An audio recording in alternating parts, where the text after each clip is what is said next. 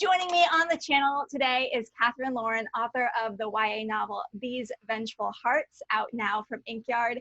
It's about a girl who joins a high school secret society and seeks to take down the group's leader. Welcome, Katherine. Thank you. Thanks for having me. This sounds like an amazing concept for a YA novel.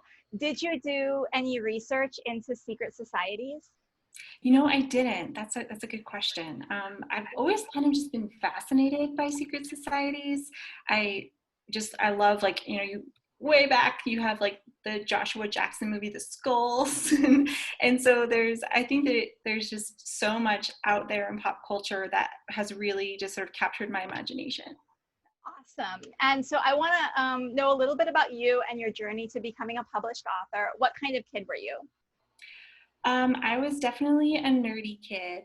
I've been a book lover all my life. And I'm kind of a type A sort of person, actually. So for me, when, growing up, I always wanted to be the best at everything and always tried my hardest at everything and just painfully sincere. But I was certainly that kid, the awful book cliche of hiding under the covers at night, reading books with a flashlight at like the very late hour of like 10 o'clock. What kind of books did you like as a kid?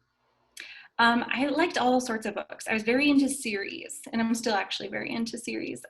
So I think the first series that I ever really loved was The Chronicles of Narnia. When I first saw The Lion, the Witch, and the Wardrobe, and then read the books, and then just sort of fell face first into the whole thing. But I also loved the American Girl books based on the dolls. So I think I checked out every single one at my school library. Every single day I was in there getting a different book. I love it. And so what was your journey from going from a reader who loves books to wanting to write your own book? Yeah, I didn't decide to try my hand at writing, I think, until I was in my late 20s. I had become friends with a group of people through books, because book people are the best people. Yes. And several of them were writers. And it really had never occurred to me before that was something that I could just do.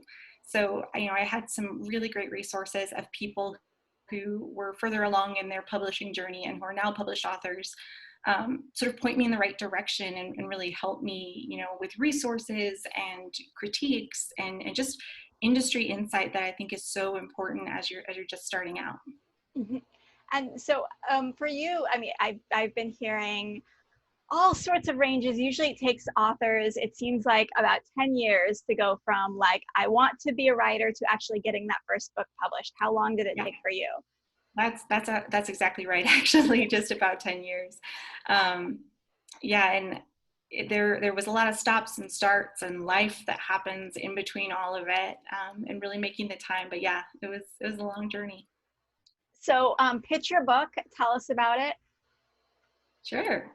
I have a finished copy here. I just Oh, got them last week, I think, so it was very exciting to like gorgeous. see the real thing. Yeah, it is. It's so beautiful.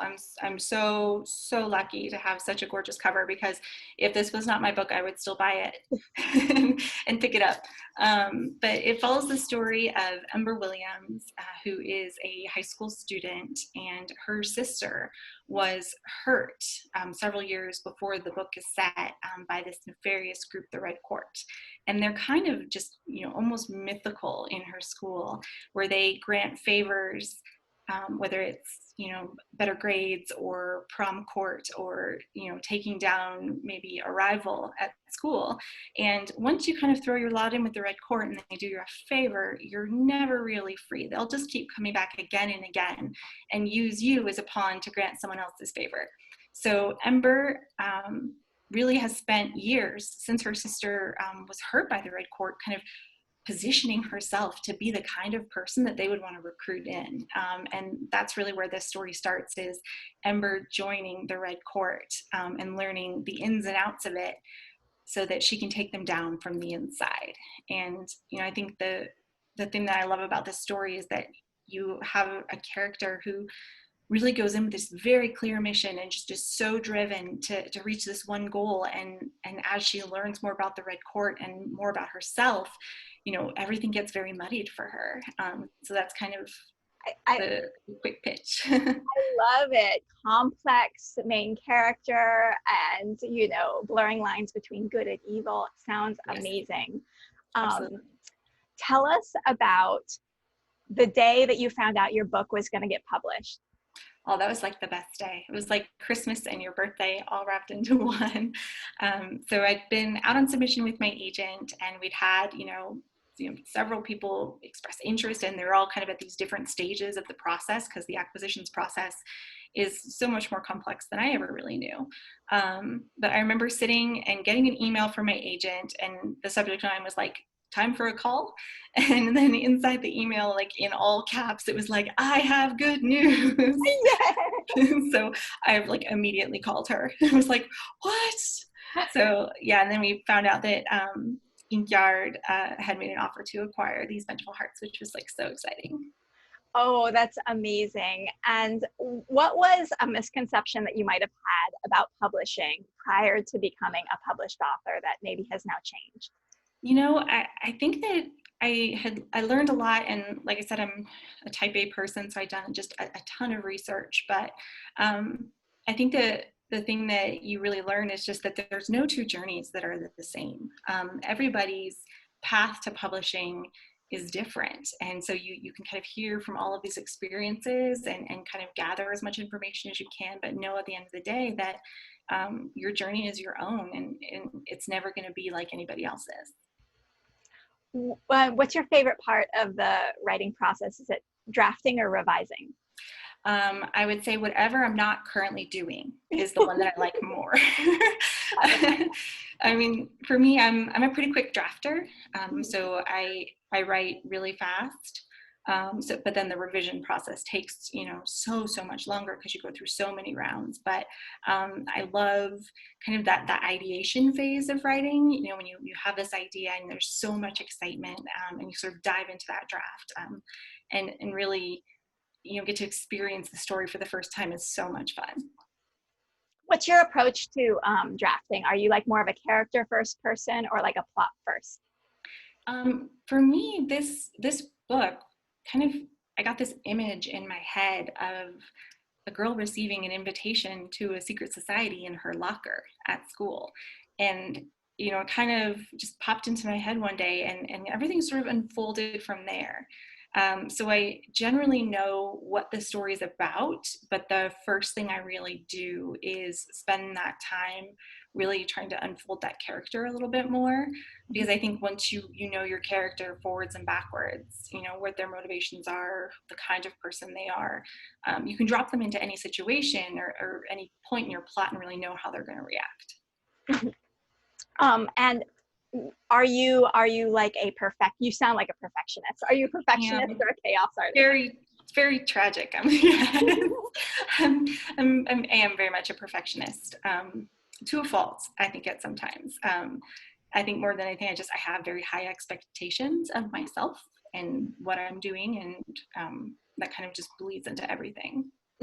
And so, as you know, when we're writing, we get like so much feedback along the way from our agent, from our editors, from our beta readers. What has been like the best, most helpful revision suggestion that you've gotten? Yeah, so this actually, I'd heard this really before I think I even finished my first book, which is after that first initial draft. And I am the kind of person that definitely edits as I go. If I know something that needs to get fixed, I'll try to go back and fix it. But I print out my first draft, and I do a clean read of it.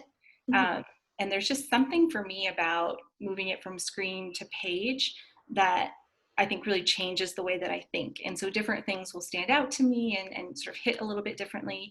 And I really use that one, draft zero copy to do usually a couple of passes where I'm sort of looking for consistency. I'm looking for voice. I'm looking for maybe some areas that I want to add in. So by the time I'm finished with it, it's like unrecognizable and covered in like 6 different colors of highlighter.